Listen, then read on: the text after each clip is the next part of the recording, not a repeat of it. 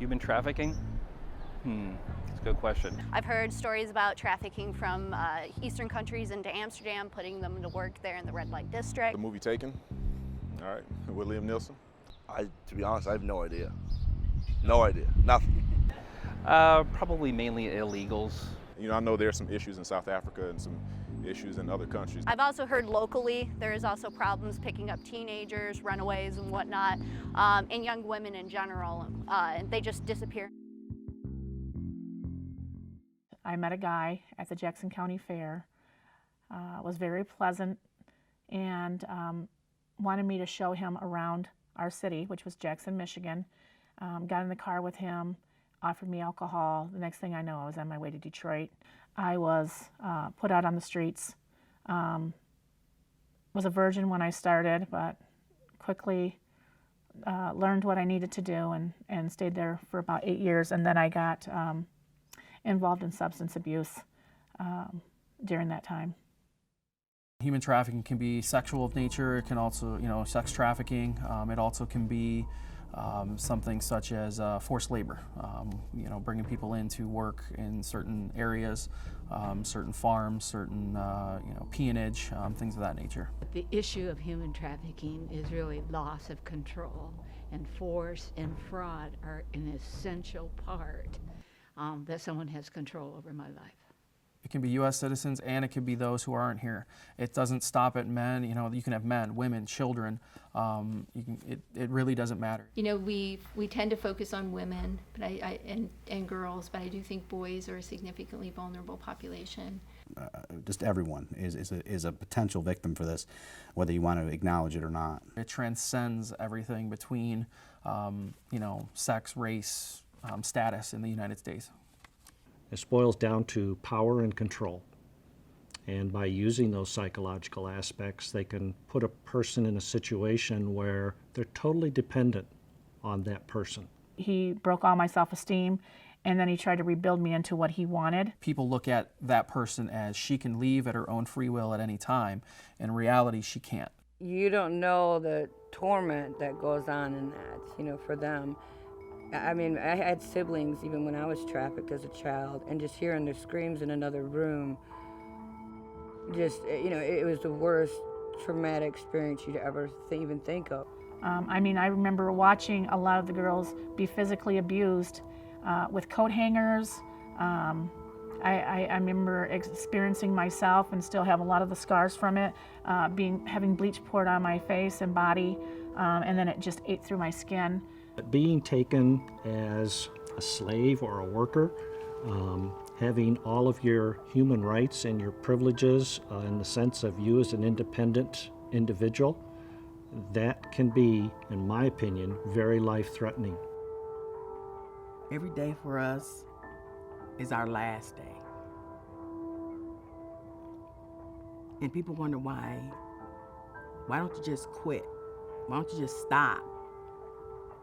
We can't. We can't. That's all we know. It's a large issue, and I think it's a hidden issue. The statistics may say one thing, but oftentimes investigations such as human trafficking end up in, harboring cases or transportation cases, and I don't think the statistics truly show the danger and the problem that human trafficking is within the state of Michigan. I think in the last few years there's been a significant increase in the state of Michigan.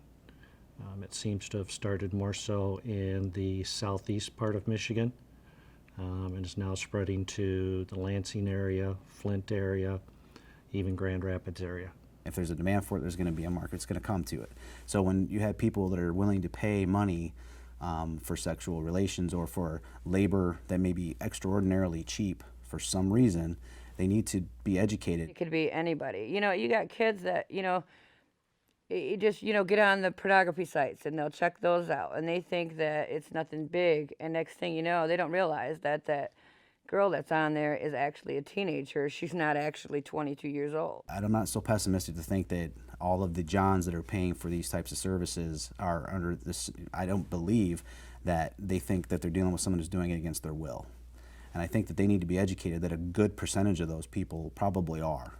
There's only one reason for trafficking. Only one. Money. This is about money. The individuals, the victims, their reactions to this, they're not even considered. People are looked at as goods and services. They're moved like drugs. They're moved like everything else is, as a way to make money in the illegal realm of, of what they do. They don't care about you. They don't want you. They want what you can provide to them. And I don't care how much money I brought in or how long I stayed with them. It was never going to be enough. Right now, a lot of the hooking up that goes on online is occurring not through, the advertisements that are occurring on Backpage, but through social media sites, some of the online dating sites. We've had a lot of cases out of the Philippines where people are trafficking the children for money over the internet and have the children perform sex acts on camera in return for money that's paid through sources like PayPal or other online payment services. And I'm not knocking PayPal. PayPal has no idea where this money is going. Individuals who are interested in, exploiting or benefiting from someone else's sale of sex are often going onto those sites and trying to build, start a conversation, and then, have that conversation grow into something more and then take advantage of that individual. We get leads from all kinds of different places, like NGOs. We get leads from our tip line. The leads feed into our office. We vet them. We look through them, run database checks. We look at all avenues of what the case may be. There are other sources where we get cases. I can't speak about them openly, but they come into us, and we then assign those cases out. And we have investigators that go out and start looking at these investigations. I think the biggest thing is just spreading the word and acknowledging the problem. The education is going to be the key to this whole thing, and to where we get to the tipping point where resources and law enforcement is effectively addressing the issue. You would have to make it aware for young people too in schools just as much as you could send out all kinds of flyers to adults and say, this is what you do, this is how you get help. But they're kids, they're in school, they don't know. Watch who your kids are talking to online. Especially if you have young daughters, the 13, 14-year-olds, and they're involved with older men, because even if the person that I met when it started, he was 19, 20 years old.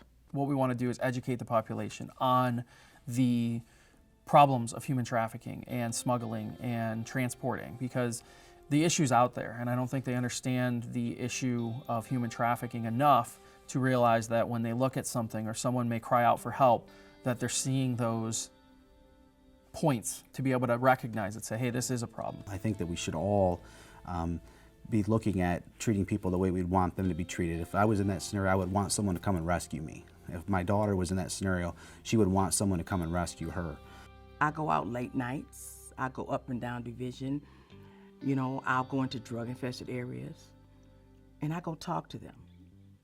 I go hug them. I go meet them where they are. I go to area hospitals. I go in and out of jails. I go wherever I need to go, and I will walk with them until they are ready